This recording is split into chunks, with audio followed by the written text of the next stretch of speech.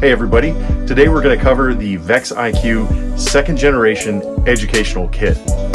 Here it is. Let's take a look.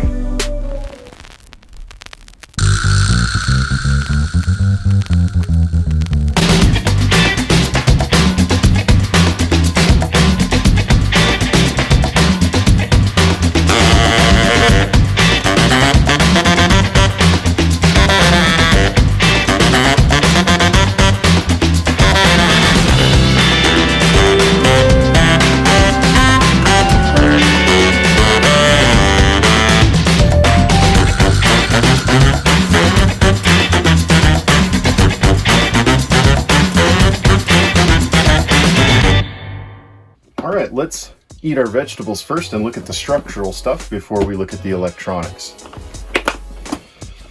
So you can see that the kit clasps are good. They're not too bad to open up. I think they'll withstand a good amount of use over time. Kit stands up, stuff doesn't wiggle around in there. It's really good.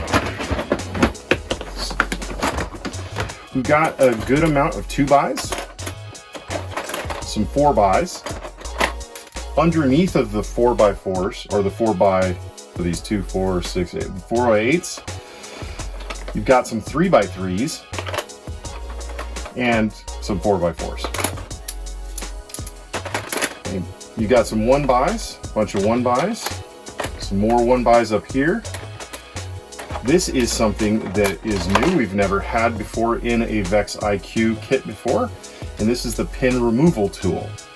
If you haven't seen the pin removal tool, it is amazing. I believe you can buy these separately for like $8. I would say it's totally worth it, especially if you have kids that have a hard time pulling out the pins. You can see here that when you squeeze, I don't know if you can see that, okay, it grips the pin so that you can then pull out the pin. It also has a little wedge tool right here on the edge, which allows you to grip and wedge, two pieces apart or pry two pieces apart. And then it has a little pin right here that's the size of these holes for, pushing the pins out from the other side if you need to. Pin removal tool is really great. We have this little plate here. And we have this little 2x8 panel with these two little holes on either side. All different kinds of things you could use that for. It looks like maybe I could put a sign there, I could write something, all kinds of things. Okay, and so then my pin removal tool is just going to squeeze down when I close the lid, so it'll just go in there like that. Of course, a bunch of angle pieces or angle connectors. These are really cool because you have a 60 degree, and it even says 60 degrees in here. A 60-degree angle on these. And I would encourage you to look at the parts pieces list if you want to see everything that's included, because there's definitely a lot of things like this that are included with this kit that have not been in previous kits. So really excited about that.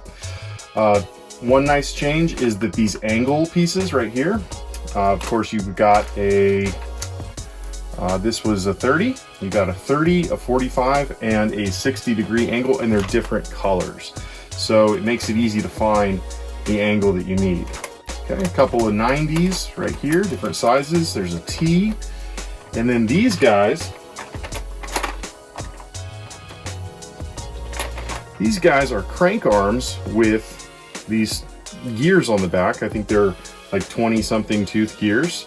And right here, one of the most obvious uses for something like this would be a claw. So you can make a claw, but there's all kinds of stuff you can do with these. So that's nice that they added those. Some rubber band holders, which can be used again for all kinds of stuff. And here we go, looks like a 45 to a 45, giving you a 90 with a little corner there cut off.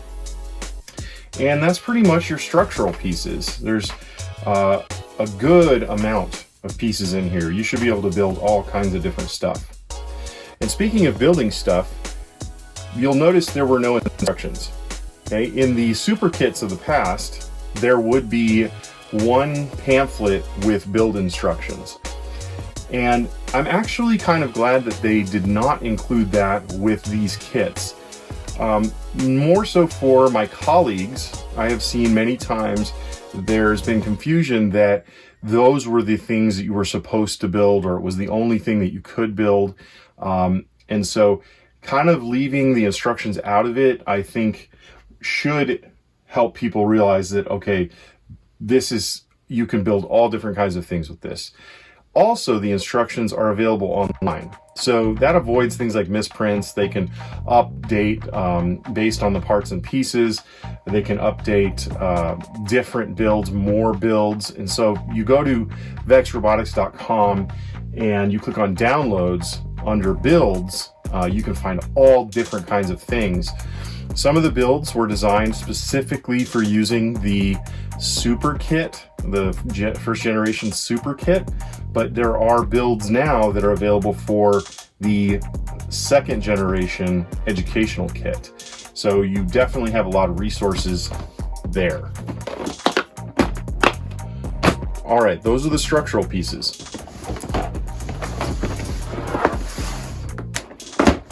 Okay, second case. So you have two cases that make up one kit. First thing that I notice are these jewel cases up here, these little jewelry cases. And there's some stuff in here that we did not get with the Super Kit in the past. One thing is chain. We get chain and sprockets. So now we can actually use chain. And then we have chain and sprockets. So we've got some different things in there. And I'll show you one of those things I've already pulled out. Then there's some of these little attachment guys that you can add, little flappers and stuff. Again, full parts list available online. I'll link in the bottom in the description. Some more sprockets in here, some rubber shaft collars, some new types of shafts that have a cool little feature. I'll show you some of those here in just a second. There are still plastic shafts, but one nice thing that they did is the different lengths of plastic shafts are color coded. So you can see there's like an orange one there, and there's a blue one there, and there's a green one here, and that's based on their length. So in the visual instructions, it'll be much easier to find the one that you want by just going for that color. All right, we got some standoffs here and some standoff connectors. There's a couple new standoff connectors I haven't seen before, which I will show you here in just a second. And then a big old case of just the single pins, so that's great. Of course, our motors across here at the top, these haven't changed. They are the same motor as the first generation. They look the same plug, everything, okay? This last little jewel case, there are now some smart cable retainers, and those are nice. So if you have your smart cables across the robot, you can actually use these little guys to tack down the smart cable to keep it out of the way. So that's nice that they included those. There's a lot of just kind of specialty pins in here. There's a 2x2, 2x1s, the little tab ones where they have the little hat on the top. So really great parts and pieces, or hardware to connect all your stuff together. And so like I said before, you get a visual of what goes in each of those things. So all these pieces right here is what goes in there, okay? A couple of sprockets right here, a couple of gears, and these should say how many teeth they have now. Here at the bottom, yeah, this is a 48 tooth. So it says 48T, so it's a 48 tooth gear. So that also makes it easy. So a couple 48 tooth gears. Looks like I have some 36 tooth gears, okay? And of course, just like in the past, all these gears are the same pitch, so they all mesh together, which is great. Got a little smaller gear here, a 24 tooth gear. And then of course we do have the itty bitties, but they're in here. These are like the 12 tooth gears, okay? So it seems as though, and I'll have to go back and look, but it seems as though we're getting more gears, more possible gear ratios than we've had in the past. I may be wrong, but it looks like it looks like a good amount of gears for making all different kinds of gear ratios. Then right below that, you're gonna see a couple pieces I haven't seen before. Of course, this is a sprocket, orange sprocket. That's also good.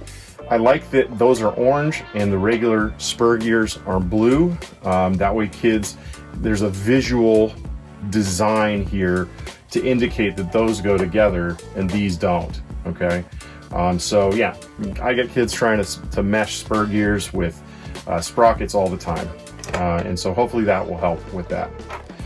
All right, this one right here could work as a pulley. Certainly could work as a pulley. However, it is actually a spool. And so in one of those jewel cases, they have string now. It's pretty strong string. And there's little holes in each side that you can connect pins to. And so one side can go in, it inserts into the pulley. And then when you have a shaft, so I can have a shaft go through, and it goes through the string also. Now when I turn that shaft, the spool, you know, the string spools onto the spool or winds up onto the spool. So that's really cool. There's all kinds of applications, cool things you can do with that. I'm really excited to see how the kids use this part right here. Okay, so that's a spool.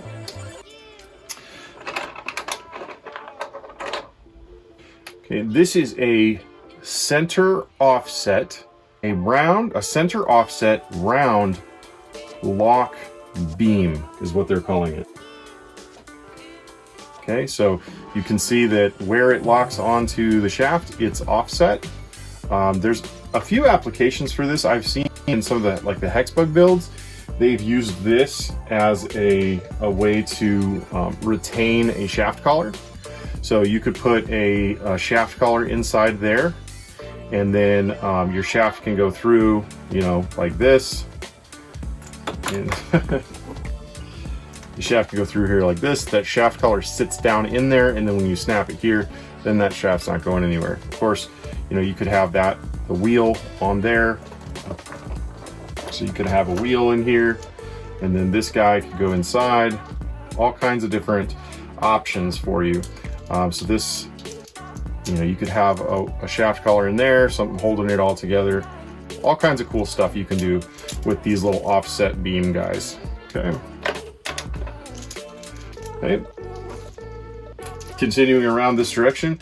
Okay, omnidirectional wheels. So a couple omnidirectional wheels. So make some really cool stuff with that. If you have a couple of kits and you have 4 omnidirectional wheels, you can make things like an X drive. You could do like the Kiwi bot if you had a few more. So some cool stuff there. Here we have the balloon wheels. I can pop this off real quick and kind of show you what you're looking at here is just a regular hub, but then this wheel or this tire, there's nothing inside. And so it makes it really kind of squishy, cool be good for traction probably. We'll have to see how these hold up. They seem like they're pretty good material, like they would last a while. One thing that's kind of hard is when you do pop them off, it's kind of hard to get the wheel to seat back where it's supposed to go. I'm sure there's a trick to it we haven't learned yet. But that's kind of the case with new pieces, right? We got to figure out all their little idiosyncrasies and how to work with them. But there you go, I got it back. Okay, of course the traction wheels, same exact wheels, no different. Okay. Okay, and the wheels came already assembled, so that was nice. That I didn't have to put these tires on; they were already there. Okay, got a USB-A to USB-C cable, because now everything is going to be USB-C. The controller has a USB-C connector with a built-in lithium-ion battery for charging, and so this is how you charge the controller. You can unplug that. The brain also has a way to communicate with the computer is via USB-C. So it's the same cable you plug in to communicate with the brain. Also, the battery. The battery charges right here. There's a little USB-C plug right in the back, and that's how you charge the battery. Now, it didn't come with a brick, so you will need to find a power brick to plug this in. But those are so ubiquitous now, they're everywhere. And also, I don't see why you couldn't charge this off of a computer. So you could charge it straight off your computer too. Battery is really cool. It's pretty light. It's actually quite a bit lighter than the old battery as far as the way it feels. I have to put it on a scale just to make sure, but it definitely feels lighter. Pretty solid construction, looks pretty good. It is a similar dimension. It is a little bit fatter at the very top, so it stands a little bit taller, but all the other dimensions are the same. It does have a battery indicator to show you approximately how your charge is. Now, I already charged this up. When I got it, it was a couple lights were on, which, you know, is pretty normal. It's kind of a storage charge. You're not supposed to leave these charged all the way, all the time. If you're going to set for a long time, you need to make sure that they discharge down to a little bit. You also don't want to leave them completely empty. So anyway, so that's the battery. Here's the brain. This is something that a lot of people have been asking about that are really curious about the brain. We'll turn it on here in a second. So one thing I want to make clear is that you can use this lithium-ion battery, this new one, with the first generation brain. And you can use first generation batteries with the second generation brain. So it's backward and forward compatible. So you could just plug that right in there in this new brain, or the generation 2. So Gen 1 battery, generation 2 brain, and it works just fine. I'll turn it on, and there we go. So you can see immediately the thing that you probably notice is that it's a color screen. Another thing is that because it's a color screen, it's a little bit smaller. And so it's a little bit smaller, which is fine. I'm happy with it. It can display quite a bit of good information. Also, these arrows are left and right because the menus have changed a little bit based on the new operating system that's on here. This first generation brain, the buttons are up and down. Here, they're left and right. Also, big difference, there is no radio on this. It is built in, it's inside. Okay, again, I would say make sure you take a look at the parts list so you can kind of see everything, their sizes, all the actual names for things, everything. But one of the things that we'll talk about when I do the programming are the sensors. You get a bumper switch like you do in the Super Kit, first generation Super Kit. And you get a touch LED, same as you did in the first generation, right? But a couple things you do not get in those older kits.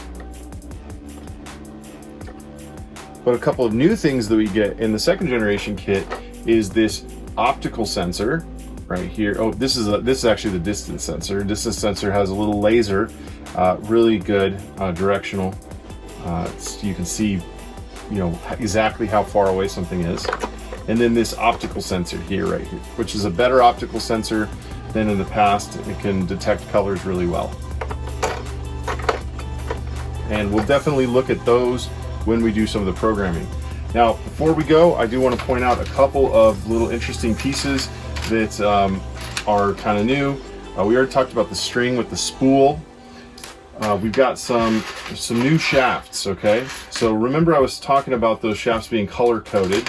So like here's a green one. This is a green motor shaft, so it's got this little collar in here that wedges between the motor and the structural piece. But now we have some metal ones, all right? It's got a little green collar, a little green plastic collar right there, but the shaft is made out of metal, so that's a really great motor shaft right there.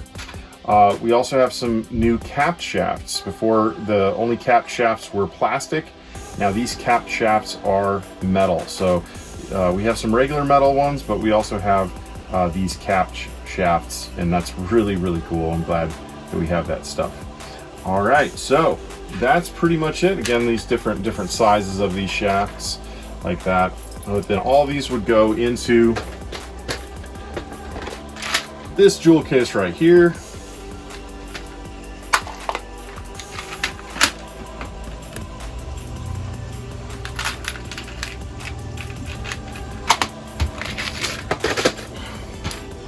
Okay, we also have some new corner or new 90-degree standoff connectors. So that's really neat. Some cool stuff you can do with those. Pretty cool. Smart cable retainers. These are neat. So if you want to, your cable is unwieldy going all over the place, you can snap it down with these smart cable retainers right there. Boom. So it actually holds it, the cable without pinching it, or so to hold it nice in place. Then you got this low profile beam.